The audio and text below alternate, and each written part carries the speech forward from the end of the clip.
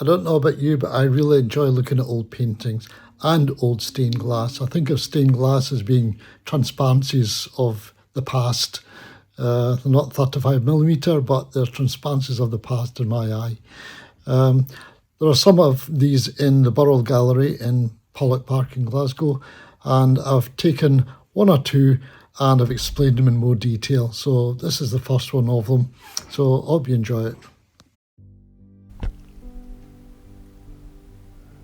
What's the story in the glass? The scene depicts a critical moment from the Book of Esther, where the Jewish Queen Esther approaches the Persian King Ahasuerus.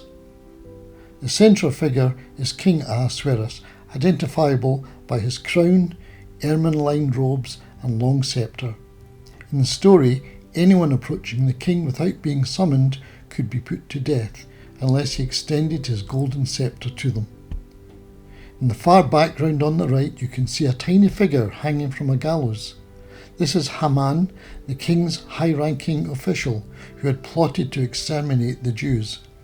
His plot was foiled by Esther and her cousin Mordecai, and Haman was ultimately hanged on the very gallows he had prepared for Mordecai. The king is accompanied by councillors and a greyhound in the foreground. In Renaissance art, a dog often symbolises fidelity or alertness.